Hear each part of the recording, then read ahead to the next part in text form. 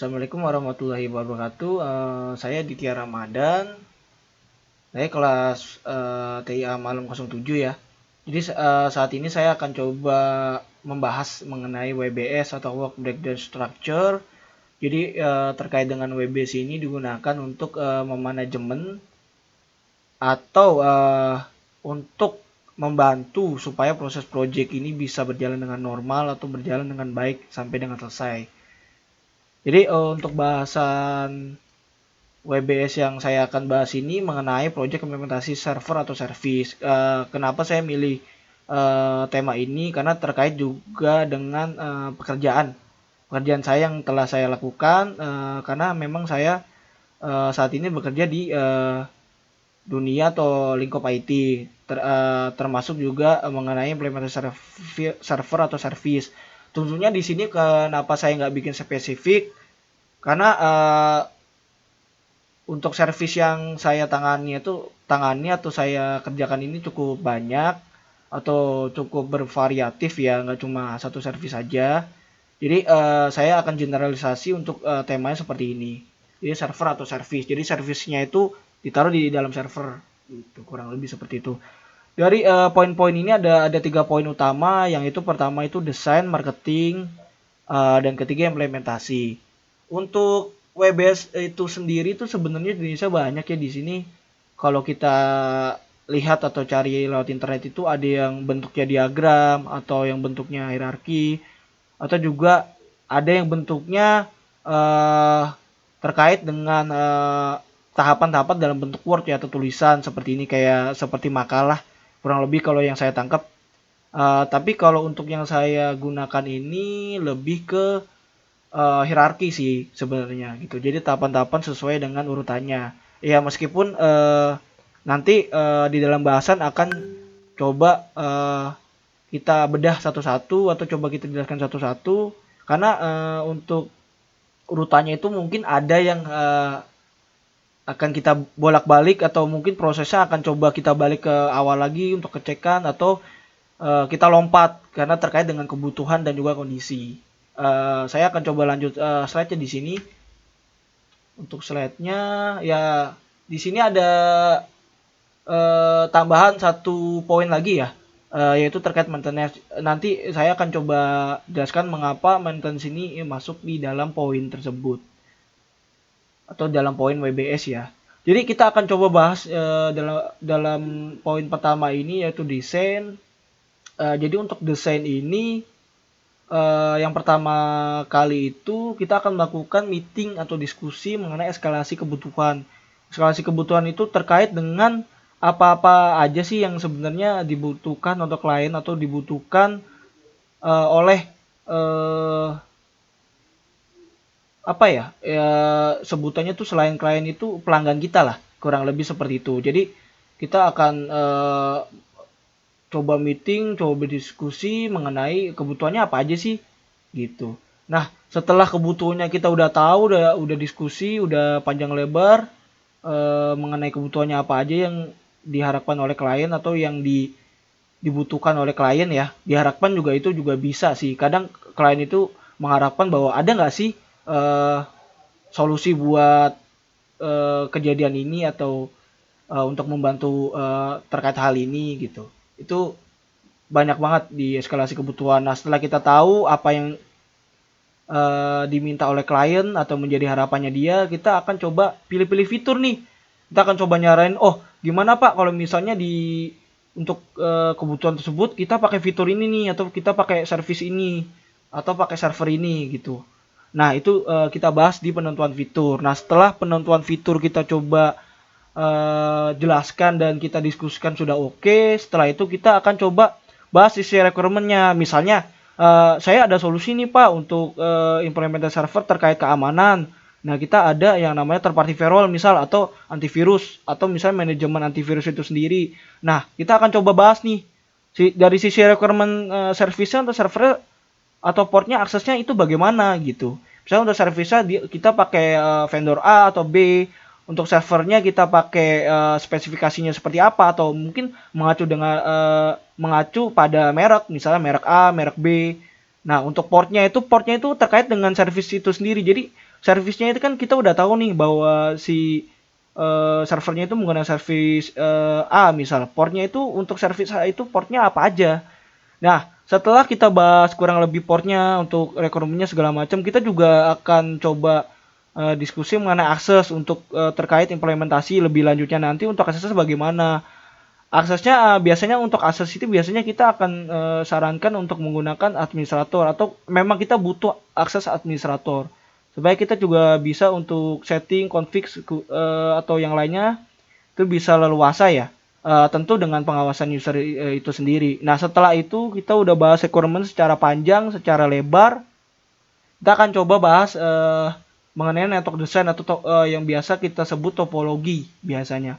Nah, untuk bahasan topologi ini biasanya kadang suka di skip atau suka nggak dilakuin karena kadang ada beberapa beberapa kebijakan-kebijakan yang ada di perusahaan yang berbeda. Misalnya di perusahaan A dia boleh nih nge-share network design punya mereka dari sisi alamat IP-nya, portnya segala macam atau alur dari networknya. Tapi ada juga yang nggak boleh. Biasanya kita tetap coba uh, diskusikan atau coba kita utarakan bahwa kalau bisa ada network desainnya supaya nanti kalau misalnya ada pada proses eskalasi atau proses maintenance itu bisa lebih mudah. Nah, ketika konsep atau desain meeting ini atau meeting-meeting mengenai desain atau penggambaran itu sudah selesai, biasanya ya kita akan lari atau masuk ke tahapan marketing. Kalau mengenai tahapan marketing yang saya tahu secara singkat ada tekan kontrak dan melakukan pembayaran. Mengenai ini saya nggak bisa bahas secara lebar karena memang bukan ranah saya ya. Jadi saya sedikit tahu mengenai ini kurang lebih seperti ini. Tapi untuk proses-proses lebih dalamnya sebagaimana PO-nya seperti apa dan melakukan pembayarannya mengenai yang lainnya saya kurang lebih nggak tahu atau kurang mengetahuinya karena memang untuk skupnya nggak nggak bisa atau mungkin untuk skupnya saya nggak memadai untuk membahasnya gitu kurang lebih.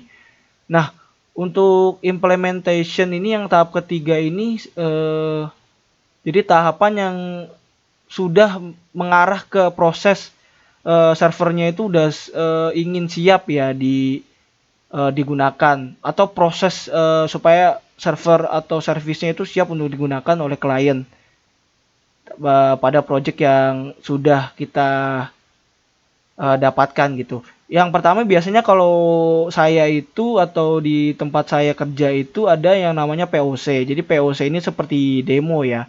Demo untuk implementasi servisnya dan juga servernya. Jadi kurang lebih untuk penentuan fitur dan requirement tadi kan udah kita bahas di desain di tahapan satu yaitu desain. Kita di POC ini kita coba demo nih apa aja sih sebenarnya bagaimana sih yang udah kita coba jelasin di tahapan desain nih untuk produknya. Nah, kita coba demo atau coba kasih trial ke klien pada tahapan POC ini. Jadi POC ini lebih mengacu atau lebih mengarah ke proses trial sih atau demo mengenai diskusi pada desain yang udah kita coba meetingkan atau diskusikan.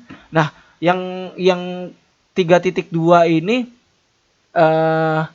yaitu terkait checking service and requirement. Biasanya saat 1 sampai 3 ini sampai implementasi server itu biasanya suka kutuk-kutuk nih. Karena kenapa kutuk-kutuk? Kadang ada bargain dari klien. Jadi klien maunya oh ya udah kita langsung aja checking service requirement sama implementasi server. Jadi nggak usah POC. Karena dari sisi user udah yakin nih, udah mantep pakai produk kita atau implementasi servernya udah oke nih dari sisi servisnya segala macem, networknya ini udah oke, jadi nggak perlu POC. Tapi ada juga nih, jadi klien ini maunya POC dulu. Jadi sebelum ada proses marketingnya, di proses marketing ini tekan kontrak melakukan pembayaran segala macem, dia mau POC dulu atau demo dulu. Setelah demo oke, baru dia selesaiin dalam tahapan marketingnya atau pembayarannya. Setelah itu baru checking service requirement sama implementasi server. Ini sebenarnya perputaran ini cuma terkait dengan kondisi ya. Jadi kadang nggak mutlak. Kadang urutannya itu dari POC checking server itu berurutan selalu. Itu nggak selalu seperti itu. Jadi ada gap terkait dengan requirement dan juga permintaan klien. Untuk hal ini masih kita bisa tolerir karena untuk skopnya nggak terlalu jauh dan masih bisa kita handle gitu. Nah, kita kan udah coba checking service requirement ya setelah POC. Kalau misalnya kita yang normalnya, berarti checking service requirement itu udah oke dari sisi requirement service-nya yang kita minta dalam sisi desain tadi atau diskusi tadi udah oke. Nah, biasanya kalau ini udah oke, kita akan lanjut ke implementasi server.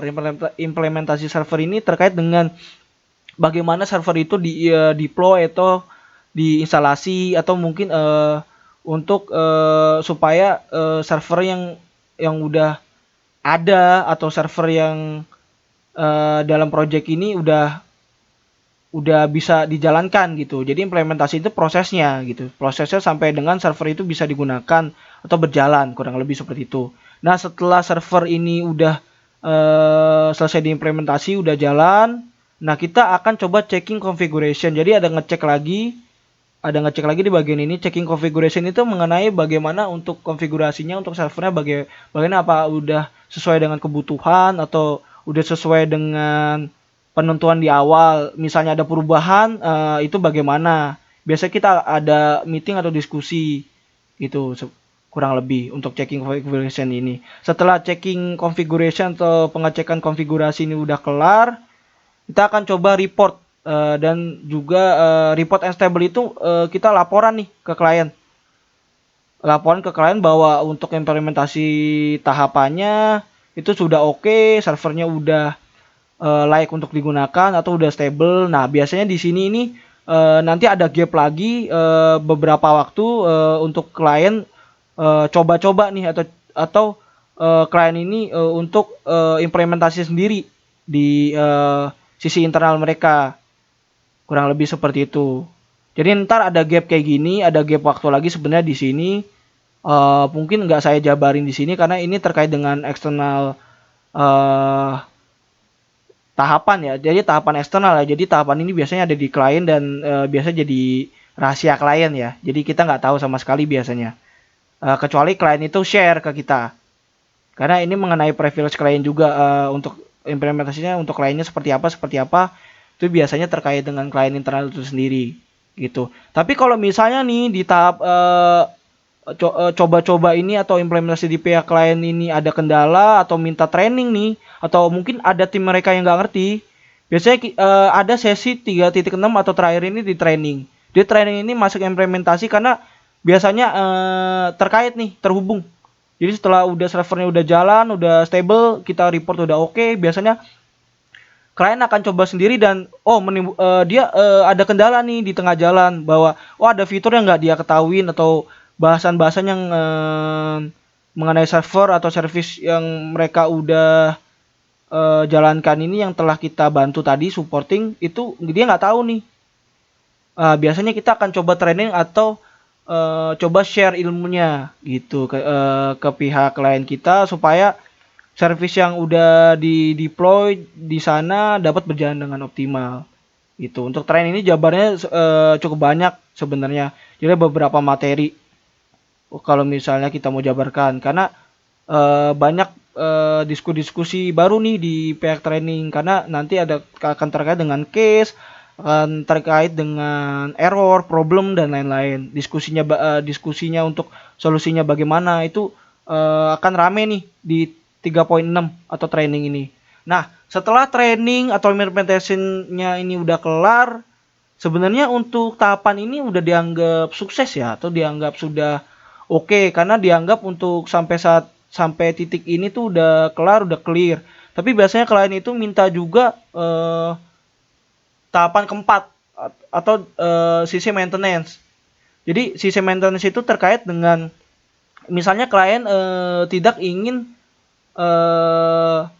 maintenance service ini secara mandiri atau secara internal mereka. Biasanya banyak alasannya terkait dengan SDM mereka yang kurang memadai atau mungkin memang di sisi mereka udah terlalu banyak nih service yang dia tanganin dan dari tim mereka cukup kewalahan. Biasanya dia akan coba minta pihak ketiga untuk melakukan maintenance. Biasanya kalau ada proses maintenance ini kita akan coba review dari tekan kontrak. Apakah dari sisi maintenance itu udah sesuai sama kontraknya? Biasanya untuk sisi maintenance itu untuk yang free ya atau free. Jadi kalau yang free ini udah ada di dalam tekan kontrak atau dalam desain ya. Biasa diskusinya udah duluan di sana. Jadi kita udah tahu bahwa si klien ini untuk remoting support udah ada atau udah terkait dengan ini. Jadi kalau udah terkait dengan ini biasanya kita akan kontak via email atau via chatting karena kita memang ada untuk via supportnya tuh via chatting dan juga email. Jadi untuk diskusi terkait dengan problem, terkait dengan produk atau server atau servisnya itu kita bisa bantu lewat remoting. Tetapi untuk case khusus ini kita nggak mau nih untuk remoting support aja. Kita mau maintenance visit dan juga report secara internal mereka. Jadi kita hitungannya melakukan maintenance di internal perusahaan mereka. Biasanya ini akan ada review untuk tekan kontrak kembali nih. Oh, ini ada nggak sih dalam tekan kontrak yang pertama ada nggak sih terkait dengan maintenance visitnya, reportnya itu untuk biayanya bagaimana? Biasanya kalau misalnya belum ada, dia akan nge-review lagi nih ke tahap 2 atau mungkin akan menjalan ke tahap pertama lagi mengenai requirementnya dan segala macamnya. Karena kita juga butuh nih untuk informasi networknya dia bagaimana yang ada di sana gitu untuk mempermudah proses maintenance-nya. Biasanya proses maintenance ini nggak jauh-jauh dengan terkait dengan fixing isu mereka atau terkait dengan upgrade, migrasi servernya atau migrasi service yang mereka gunakan terkait yang udah kita tawarkan sebelumnya gitu. Jadi ini paket tambahan sih sebenarnya gitu.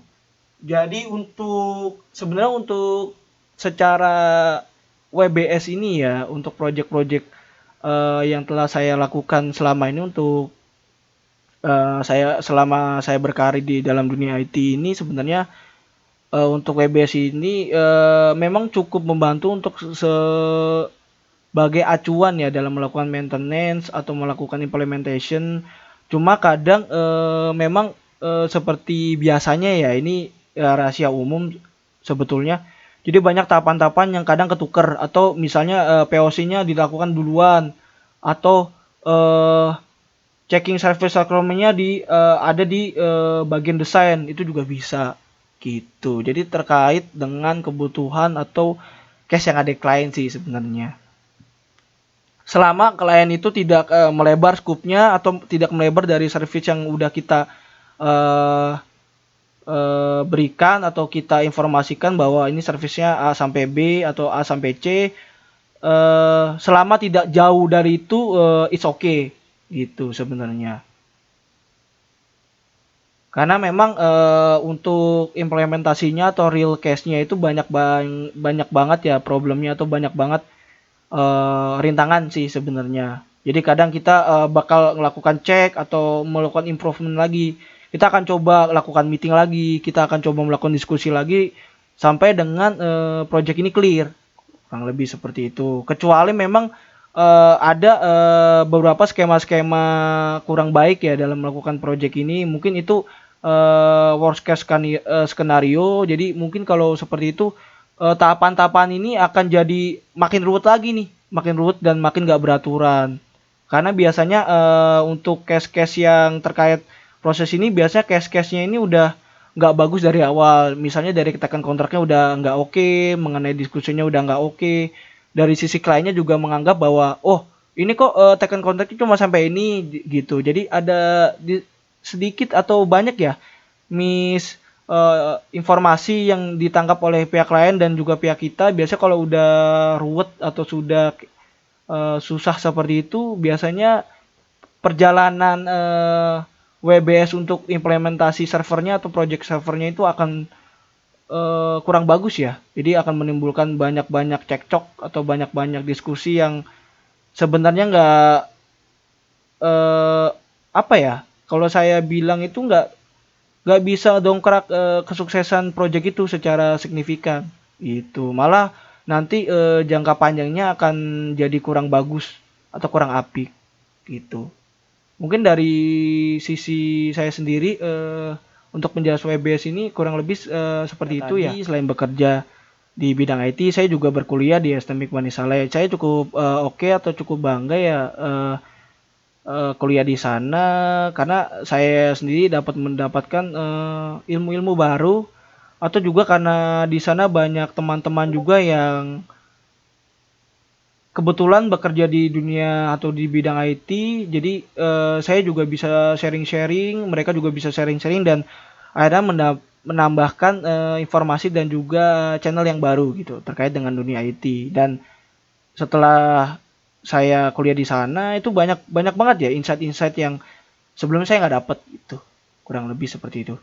Jadi untuk pembahasan saya cukup di sini. Mohon maaf jika ada pernyataan-pernyataan atau kalimat-kalimat yang kurang baik ya, atau mungkin kurang tepat dalam pembahasan ini. Mohon maaf banget dari saya sendiri.